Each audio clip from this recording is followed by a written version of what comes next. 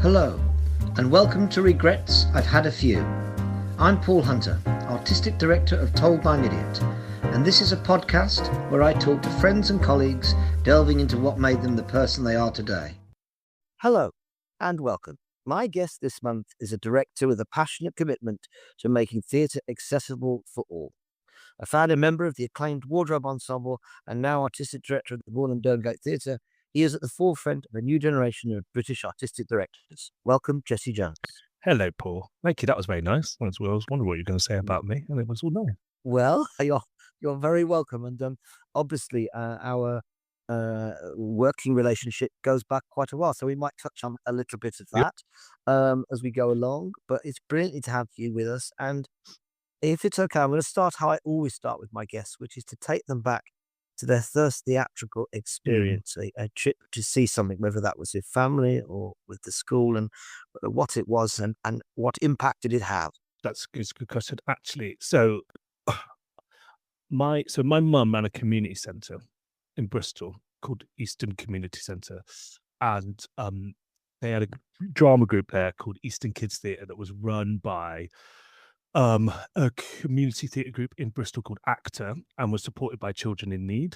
And they made my brother and my sister went to this theatre group. I must have been about 4 or something like that, 4 or 5, and they were making a play, and they made a play in conjunction with another sort of disadvantaged area of Bristol called Northwest. Quite different areas, but both with sort of quite serious deprivation, I suppose, between Eastern and Northwest. And they made a play called Don't Do That.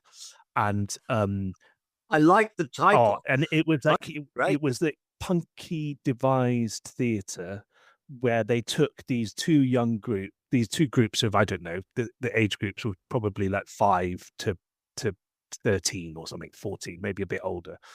And I remember watching it in the community centre hall. So one of my first actually quite a few of my first memories are in that community centre. My mum's 40th birthday, I remember being in the same hall. But in this hall, they did this. I'd been kind of interested but not allowed in from the outside when I was hanging around with my mum for, I don't know, probably months beforehand, as they were rehearsing on a Thursday or whatever they did, and everyone paid their 50p to get in or whatever. But I remember being in this auditorium, and there was just this anarchy around the show. So the poster, I've got the poster still at my house of the show, and it's got a smashed window with a cricket ball going through it or a football going through it, and then loads of kind of like cartoon kids from these areas kind of looking in, kind of like taking over the space. And one of the songs in it was "Don't do that, don't do that, don't hit your sister with a cricket bat, don't do that, don't do that, don't," like, it was something like, I can't remember, but it was something like, "Don't do a piss on your neighbor's cat," or something stupid like it. Just like, but it was this taking up space, people's voices, honest voice, young people's voices from these two areas that historically had some tension between them, and they did it in Eastern, and then they went and did it in Northwest. And then the following year I joined the Eastern Kids Theatre, and the next year we did The Night That Mike Went Bump. That was the first show that I was ever in, and it was this weird Halloween fest where Michael Jackson turned into a werewolf.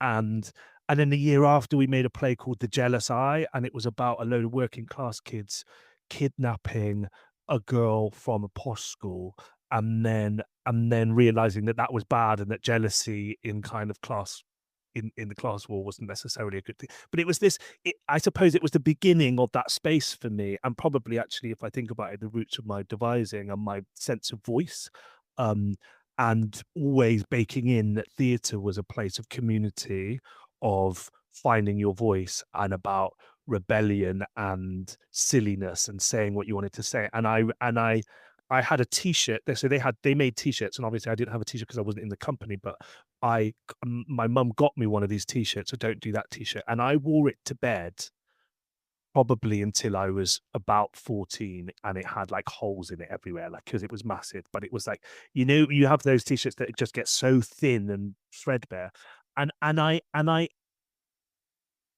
it was funny because it was probably the first show that I remember seeing, or first bit of a show that I remember seeing, but also felt like I was part of it. Do you know what I mean? Because I then became part of that group. But it was yeah, that was it.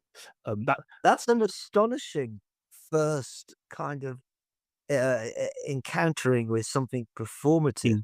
Mm. And you're right. If I think about you and the work that you do and what's in your heart and the pioneering of stuff, it feels a total ignition from that point. Absolutely.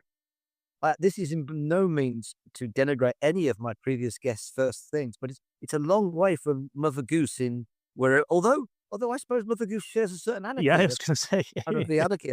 I'm immediately contradicting myself, but it Do you know also feels like you found your place a little bit or your home a little bit in that really, world. really early on, I knew from then, and it was acting at first, do you see what I mean? Mhm. But I was at Eastern Kids Theatre for maybe um I think it shut down just as well as I was leaving primary school. So we made however many plays that is. Do you know what I mean? And we went every Thursday. Mm. Like I said, paid 50p to get in, and we came and went, and it was this kind of like creative hub. And then it closed down, and then I went and joined a theatre company called Playbox Theatre, which are a youth theatre that is like a national company, and they have a base in Warwick called the Dream Factory, and you'd go up there once a year. But the person that ran that youth theatre then was Laura Wade, just after she graduated from Bristol University, and so then Wow. she was running. So then I was in 2 or 3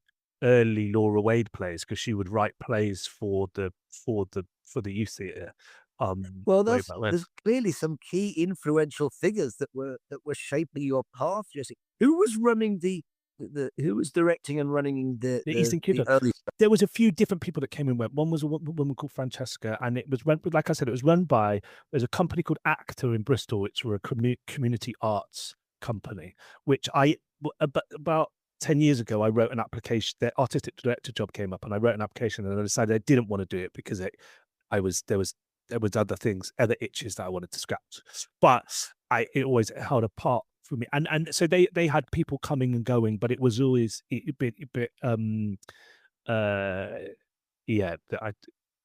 But yeah, Laura then at Playbox, and then eventually I kind of got to Bristol Old Vic young company, which is actually interesting because my first, if you to say to me what is my first memory of being in a theatre as it's Mhm. I'd say it would be at the Bristol Old Vic. And how old were you then? I don't know. Like my mum would have been taking us. They used to do like Sunday matin. My mum tells me that they used to do Sunday matinees, and every now and again we would go down there. Because but I don't remember any of those plays. What I remember really clearly is sliding down the banisters at the at the Bristol Old Vic, because in the old Bristol Old Vic there used to be on Cooper's Hall there used to be these big banisters that you could slide down, and I remember that like that's the memory. And also in the old back staircase of Bristol Old Vic, running down those back staircases, they used to have like cloakroom hangers down in the bottom of in the pit of the building. And I remember those 2 spaces. So I was obviously in there enough, and that for whatever reason, in intervals or in shows, I was running around there from a young age. But I don't remember any of the shows themselves, but I remember the But space. there's something wonderful about how your memory is of physically inhabiting the theatre building, which I think is a good thing. And the image of you sliding down the banisters is again one that kind of makes me think about the sort of work that you're passionate about. But so, what was happening at school? Were you engaging with drama or theatre at school, or was that not Yeah, yeah. happening? So I was in again in Easton where I grew up. There was must have been year 4 or something like that. There was a teacher called Ken Elliott. Was his first name Ken? I don't know. It might be conflating that with somebody else, but Mr. Elliott, and he joined the school and started writing plays. Do you know what I mean? And the first play that we did was Scrooge when in year 4, and I played Scrooge, and Uh-huh. our friend's mum, one of the mums who was a friend of mine, painted all of the backdrops, and it was in this old Victorian hall, and he was just really passionate about it. Um, and then we did a couple more. Actually, the next year in year 5, I I'm really dyslexic, and I have really struggled with writing. Do you see what I mean? And but I'd written some poetry, and this is about a week out of the maybe less of the school play, and I'd written some poetry, and my teacher at the time had told me that they were going to publish the poetry in the school newsletter, and they didn't publish it. And I lost my shit and chucked the bin at the teacher, went outside, and it was snowing. It was around Christmas time at the time. And then the head teacher came out, and then I ended up chucking snowballs at the head teacher that inadvertently had cat shit in them. And then I got suspended, so that then I was supposed to be playing Jathar in Aladdin, Sign of the Times. And I got suspended, so I never got to do that version of it. But that kind of, I suppose, why do I speak to that, is that I was so, my outlet and the thing that made me feel good and that I was good at something was performance and being on a stage, and I had a lot of anger as a young man. Do you see what I mean? And a lot of that was probably baked into the schooling system and my dyslexia. But the irony of that is that I was using words and um to express myself, but I was finding my way to those words and that storytelling differently, and that kind of is an outlet. And then I went on to do bits and pieces of that in secondary school, probably and I did drama at secondary school and theatre studies at A level. And then at what point did it start to become something you thought, I want to do I this? always, I mean, it was that one of my dad always says the clarity of thought from, from a very young age, that I wanted to be, at times I wanted to be an actor and a pop star. I wanted to be an actor and a writer. I wanted to be an actor and a politician. I wanted to be an actor and a lawyer. Do you see what I mean? I wanted to be an actor and a football player, but always the constant was that I wanted to be an actor. Ironically, I don't act anymore, but that kind of, but I think I associated that the act of acting with the process and with Mhm. finding a place that I felt powerful in. And I don't mean powerful in terms of how you wield power within a room, but powerful in terms of Liberated, presumably. liberated, and like I was taking up space and like I was being heard. Um, so yeah, And kind of so always. I'm interested as we go a bit further and we get more towards your Yeah. professional work, if you Mm. like. But did you go and study theatre somewhere? No, Was that a choice, or did you no, just no. go your own So way? What did you do? I come around at an interesting. So I finished my A levels. My dad is from the South Pacific and had moved back out to the South Pacific, and I went out and lived in the South Pacific for 18 months with him. After I finished my A levels, didn't, and then came back, and I was like, oh, do I want to go to drama school? Do I want to go to university? But at the time, the Bristol Old Vic lost. I was already a part of the Bristol Old Vic Young Company. And at the time, the Bristol Old Vic lost their MPO funding, and they had a big young company and education program that was funded by the city council, and that money remained. So while the Bristol Old Vic was stopped not making professional shows, the young company was kind of running riot in the building. So for about a 2-year, 3-year period, we were making shows across all of the spaces at the Bristol Old Vic, led by Tid and Miranda Cromwell. Um, uh, and and they created an environment that was like a kind of it would really devising heavy, Tid trained with Lecoq, Miranda went to Dartington, like Bristol, like the energy of knee high seeping through the walls. Do you see what I mean?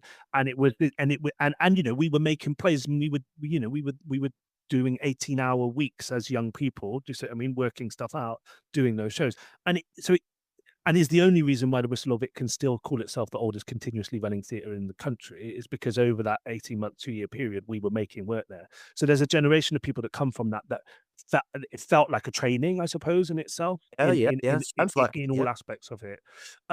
Lots, and then as the building reopened and Tom took over, we kind of lobbied a little bit, the group, like the kind of senior members of that young company, and sort of said, well, how do we bridge the gap into the professional world of working? and kind of lobbied them to do a 2-day-a-week training program with all of the people that came into the building. So whatever companies would come into the building, we would write to them and say, look, we're here for 2 days a week. Can you run workshops with us, masterclasses with us? And out of that, the Wardrobe Ensemble was born. So they set up a program Ah, called Made in Bristol. And out of okay. that, the Wardrobe Ensemble was formed, and we made our first show over the course of that year, which was a show called Riot. And that was the kind of bridging of the gap. And at the time, I was also doing a lot of work with young people and in community settings.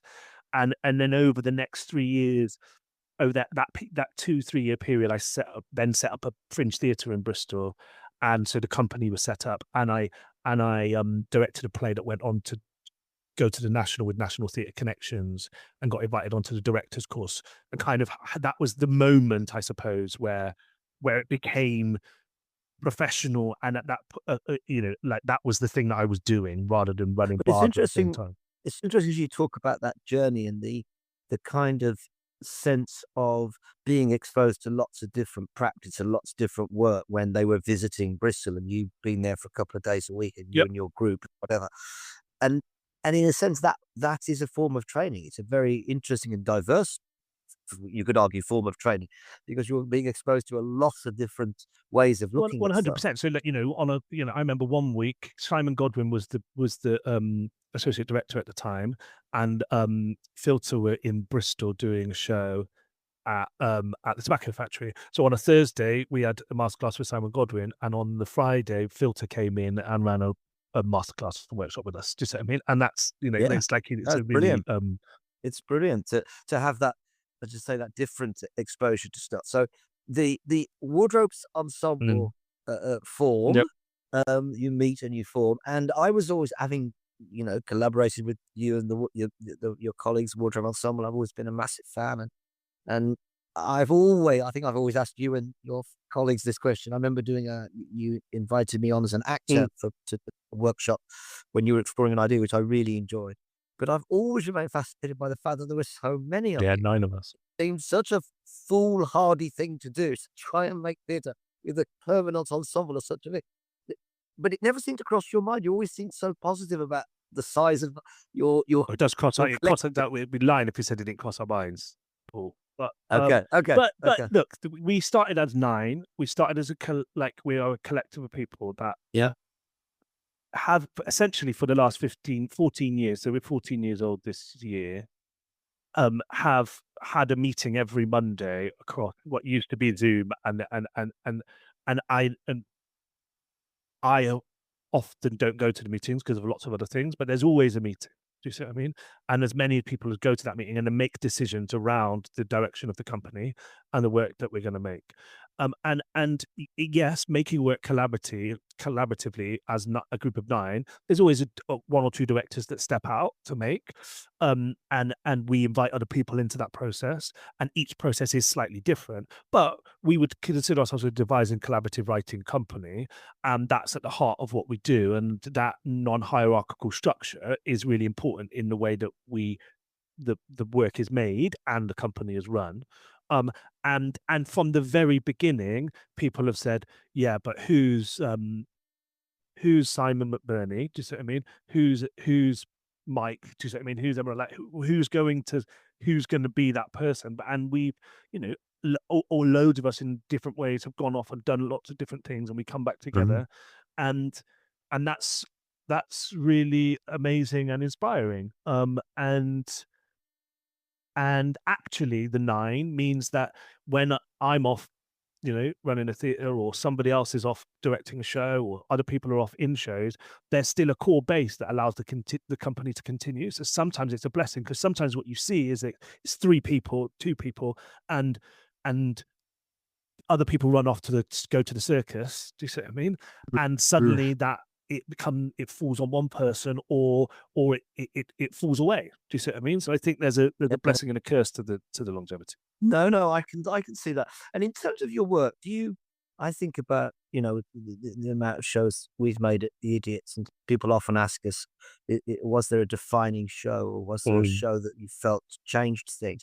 And I always find that hard to answer. I think there are key, very important shows for us over 30 odd years. But I think about shows like yours, education, Mm. education, education. But is it possible to answer any of that? Was there a defining show, There's or was it there's more? there's there is always, like you say, for moments for different reasons, right? Because you go Without Riot, which was our first show that Tom directed and we made collaboratively, which was about a riot in an IKEA store in Edmonton in North London, and was a kind of like B movie, all flat packed.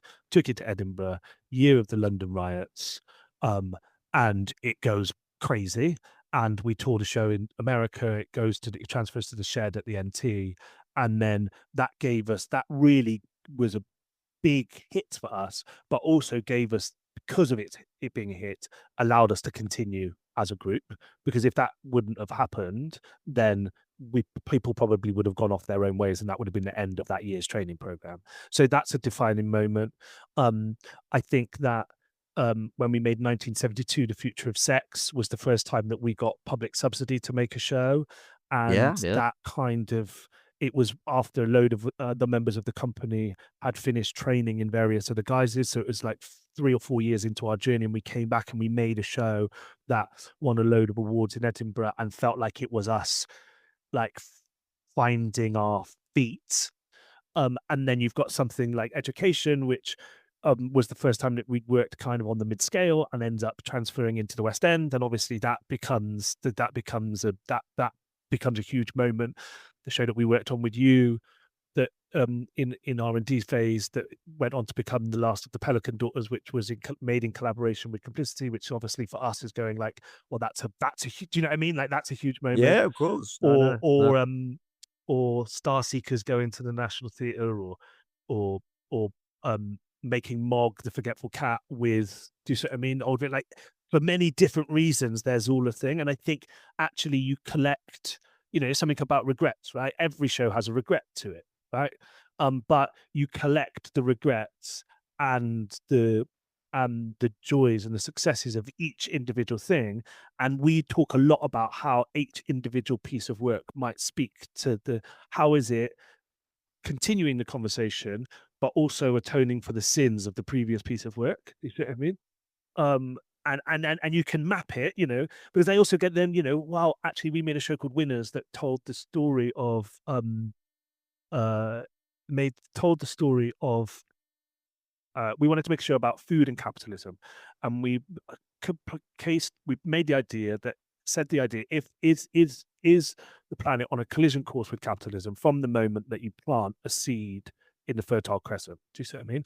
And we made a show set in a like McDonald's like thing with a Ronald McDonald kind of omnipresent character that tells his human history through 100,000 years in a kind of like crazy whirlwind pop concert, Brechtian madness. Do you see what I mean? And we made that in the middle of a pandemic. And to do it, we then got a theatre tent, put it up in Bristol, and ran a theatre for 3 months in Bristol, where we invited hundreds of artists from around the Southwest to come and put their work there when none of the other theatres were open. So you go for those reasons. Yeah, That's the thing, right? So it's like yeah. Of each course. I think, as you speak to it, each project, each thing Mm. holds, and that carries on into all of that carries on to the work Yeah. that I make in Northampton, and the work that you Well, produce. let's come to that. It's interesting just on what you were saying, because I don't know about you, but I sometimes think some of our shows that have really chimed with a range of people and a range of places, are often the ones that feel quite unlikely. Where I suppose a show for that means a lot to us is My Perfect Mind, which Catherine Hunter directed me and Edward Petherbridge in. And the starting point with that was the true story of an old actor having a stroke and not playing King Lear. If I look back on that, the idea that that would become a very successful show for us, in some ways, at the start, you think, Yeah. really? People are going to go for this? So obviously we can never predict. But yes, we come to Northampton. It's absolutely brilliant news, I think, for the theatre and for Northampton, and indeed for the wider theatre ecology that you are now there. Obviously, we met when you were an assistant Yeah. director there, when I Yeah. was performing with wonderful Lucy in Gaslight. And it's clearly a theatre that you're passionate about. And I know we've chatted a little bit, and hopefully we'll chat more. What made you take on a regional theatre venue in the current climate? And what would you say are the biggest challenges? Or maybe they're not, you don't see them as challenges. I'm just There's curious. challenges. The funding landscape is a challenge. The Yep. the overhead, in terms of the cost of upkeeping the estate. Do you see what I mean?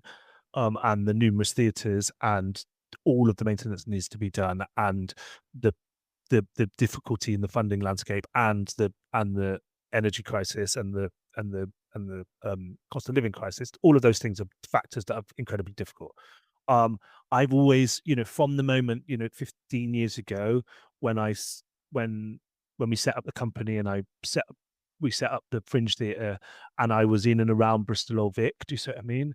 Like I said before, my mum set up community centres. My dad set up adventure playgrounds, like civic space and arts, and those things colliding is what I want to do. I've always wanted to do that. Like the post-it note above the door, was always well, was to run the Bristol Old Vic, really. Do you see what I mean? Because Okay. that's my hometown. Of course. But part of doing RTYDS and coming here in the first point, which is when we first met, when I was regional theatre young director scheme, that's a program that is a training ground for people that want to run regional theatres and any theatre, really.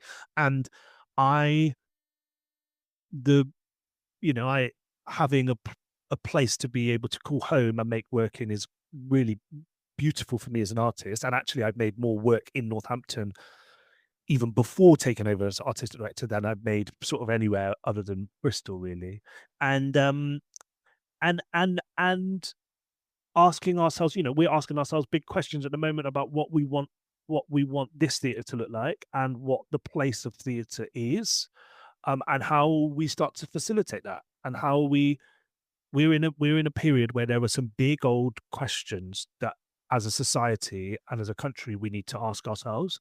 And I think we need to remember that, both inside the auditorium, outside the auditorium, and the work that we do as custodians of these buildings and operators of large MPOs, is about how we facilitate that discourse that can lead us generationally through what is really going to be a really difficult moment. So I see running a building as a great privilege, to have the resources and space at a difficult time as artists are finding, to have that space to be able to make, but also to think about how we make how I make in the context of Northampton, with and for the people of Northampton, that both can entertain them, but also hopefully create a safe, inquisitive environment for them to think about the world in which they live. And I'm very passionate about that as an idea, and that roots all the way back probably to don't do that, don't hit your sister Well, with a cricket I bat. should say, I should say, Jesse, as we draw to a close, I don't think I've had a guest or such a fascinating journey in which you can see from the very first question I asked you, the journey that has then ignited from there and continues to ignite in Northampton. It's very, very clear. It comes across loud and clearly, your passion, your articulate political passion for theatre being for everybody and letting everybody in, and how it let you in. I think that's a really extraordinary thing, because even if sometimes I think it's, once you're part of something, even if it's not done consciously, you can kind of move with the people that are already in it, and we can kind of collaborate and look to the people who are already in that gang. But I think that, particularly, I think, you and I probably a similar working class background, I think, and I think that sense of when you get somewhere, I think there is a responsibility to go. I need to keep ensuring that people have that opportunity, if they want to, Yep. to engage with it. So it's been really brilliant chatting to you, Jesse, and funny and unpredictable as all your work is. Now, I always finish in the same way. This is not a test. You can just say the first thing that comes into your mind as I reel off a few random questions to you. All right. Glastonbury or Reading? Glastonbury. Train Spotting or American Psycho? Train Spotting. Circus or dance? Dance. Took a while there. Quinoa salad or lentil Neither. salad? Spike Lee or Quentin Tarantino? All Spike Lee. Spaghetti bolognese or cottage pie? Cottage pie. Devising or script? Devising. Brilliant. I would have answered exactly the same. I looked through that list. I think for the first time, I would have answered exactly what you said. Anyway, Oh, that's just there you go. synergy. Jesse, have a great day. Thanks so much for joining us. And I'll Yeah. see you very soon. You too. All right. Bye-bye.